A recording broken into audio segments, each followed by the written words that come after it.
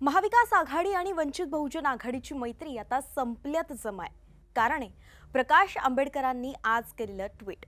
या ट्विटनं अनेक प्रश्न उपस्थित केले, पण महत्त्वाचं म्हणजे थेट संजय राऊतांवरती हल्लाबोल केलाय। काय घडतंय शिवसेना आणि वंचितमध्ये बघूया। प्रकाश आंबेडकर महाविकास आघाडी सोबत येणार की नाही हा गेले कित्येक महिने महाराष्ट्राच्या राजकारणातला यक्ष प्रश्न बनला होता। कोणी उत्तर देत नव्हतं। मैत्री नको होती, पण कोण हात खेचतंय हेच कळत सुद्धा नव्हतं। आज प्रकाश आंबेडकरांनी ट्विट करत आपल्या भावना मोकळ्या केल्यात। या ट्विटमध्ये प्रकाश आंबेडकरांनी वंचित बहुजन आघाडीच्या पाठीत सुरा मारतानाचा फोटो ट्विट केलाय आणि सुरा भोकसणाऱ्या हातावर लिहिलंय संजय राऊत।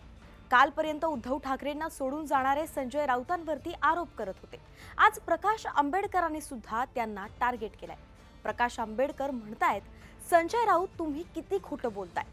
तुमचे आमचे विचार जुळतात तर मग बैठकांना आम्हाला का बोलावलं जात नाही।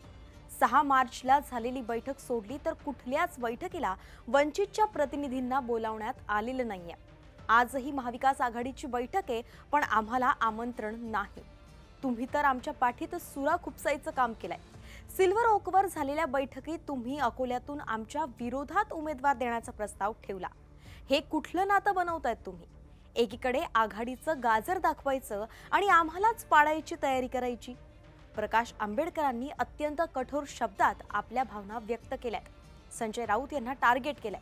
संजय राऊत अकोल्यातून उमेदवार देण्याचं षडयंत्र खरंच करतायत का आणि का असा प्रश्न विचारला जातोय।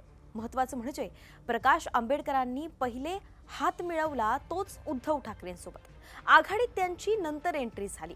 असं असताना त्यांनी उभाठाच्या नेत्यावरच खंजीर खुपसण्याचा आरोप करणं हे अत्यंत गंभीर आहे। काल वंचितनं आपली पहिली यादी जाहीर केली आणि आज खंजीर खुपसण्याचा आरोप केला। त्यामुळे वंचित आणि आघाडीचा प्रवास संपल्यात जमाय असंच म्हणावं लागेल।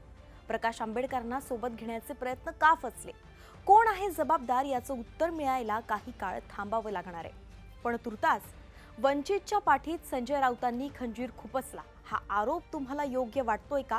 आम्हाला कमेंटमध्ये सांगा आणि अशाच माहितीसाठी न्यूज 18 लोकमतला फॉलो करायला विसरू नका।